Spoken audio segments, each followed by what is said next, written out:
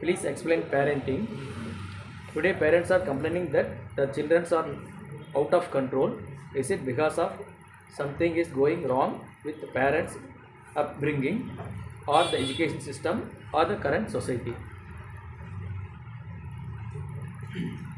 अच्छी संतान, अच्छे बच्चे, अच्छी लक्ष्मी, अच्छा भाग्य, ये आपके पूर्व कर्म से प्राप्त होता है जीवन में। ऐसा कई बार आपने देखा होगा कि बहुत सुसंस्कृत घर में भी बहुत कलंकित बच्चे भी पैदा होते हैं, जिसे समाज, सोसाइटी कलंकित बोलता है। बहुत दुष्कर्म करने वाले बच्चे भी पैदा होते हैं। तो इसके पीछे का कारण क्या है? तो इसके लिए 3 घटक कारणीभूत होते हैं। एक तो आपके पूर्व कर्म, दूसरा आप स्वयं खुद, जो पेरेंट्स हैं वो खुद, तीसरा कारण है उनके दिए गए संस्कार। ये 3 घटक बोलता कारणीभूत है इसके लिए, आउट ऑफ कंट्रोल, इस प्रकार के संस्कार मिले इस बात में जो बच्चे होते हैं। जैसे पूर्व कर्म, जैसे आप आम का बीज बोते तो आम का ही पेड़ आएगा भविष्य में। इसी प्रकार आपके जो पूर्व कर्म है उसके आधार पर आपके परिवार में, आपके कुटुंब में किस प्रकार के बच्चे जन्म लेते हैं, इसका आधा हिस्सा आपके पूर्व कर्म पर जाता है कि आपके पूर्व कर्म कैसे थे, आपने पूर्व कर्म किस प्रकार से निभाए थे। दूसरा है आप स्वयं कारण इसके लिए। देखो, जो बच्चे बाल्यावस्था में होते हैं, हर एक व्यक्ति बाल्यावस्था, तारुण्यावस्था, प्रौढ़ावस्था, वृद्धावस्था से गुजरता है, लेकिन इस चारों अवस्था में बाल्यावस्था अत्यंत महत्वपूर्ण होती है। इसी अवस्था में बच्चे बहुत सारी चीज़ें, जैसे वो इनोसेंट होते हैं, प्योर होते हैं, वो नए नए अनुभव, एक्सपीरियंस अनुभव करते हैं, देखते हैं, सुनते हैं और उसी का अनुकरण करते हैं, और इसी प्रकार वो विकसित होते हैं बाल्यावस्था में। तो आप जिस प्रकार से वर्तन करते हो दूसरों के साथ, अपने कुटुंब के सदस्यों के साथ, जब बच्चे बाल्यावस्था में होते हैं तो बहुत सारी चीज़ें वो नोटिस करते हैं, देखते हैं कि किस प्रकार घर में वातावरण है, किस प्रकार घर के सदस्य एक दूसरे के साथ व्यवहार करते हैं, किस प्रकार व्यक्ति एक दूसरे के साथ संवाद करते हैं, किस प्रकार वो बाहरी समाज के साथ वर्तन करते हैं, उनके भांति सोच कैसी और किस प्रकार से रखते हैं। बहुत सारी चीज़ें वो नोटिस करते हैं। बच्चों को कभी देखा होगा कि बहुत सारे क्वेश्चंस करते हैं, ये ऐसा क्यों, वैसा क्यों, ये इस प्रकार क्यों, क्योंकि इसी अवस्था में वो सीखते हैं। ये वो विकास की अवस्था होती है जब बच्चे फ्यूचर में किस प्रकार से बनेंगे ये तय होता है बाल्यावस्था में।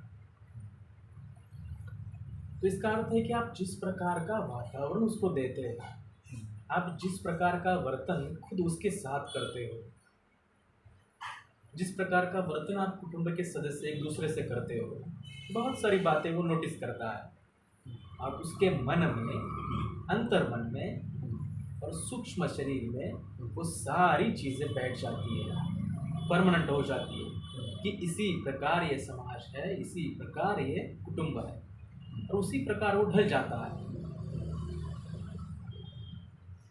तीसरा कारण है संस्कार।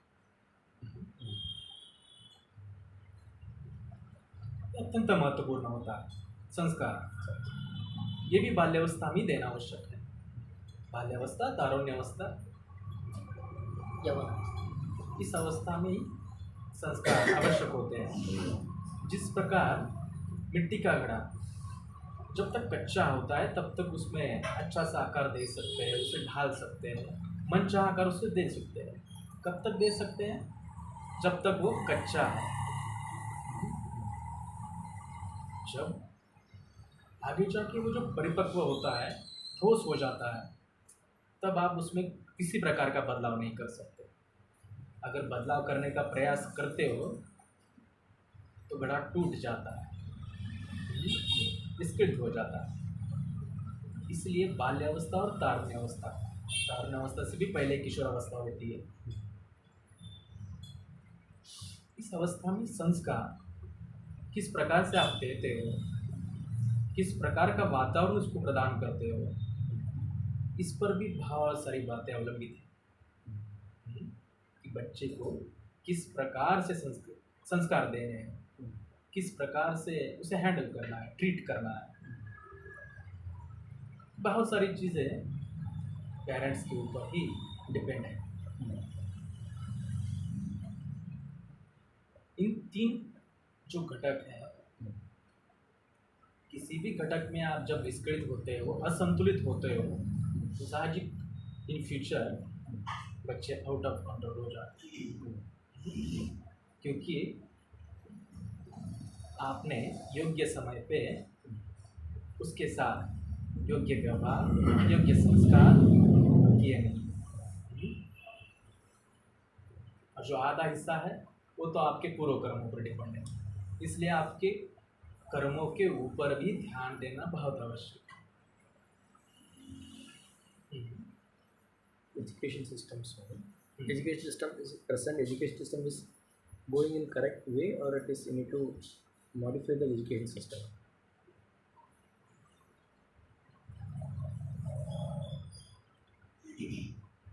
जो शिक्षण संस्था है, ये विभाग जो है,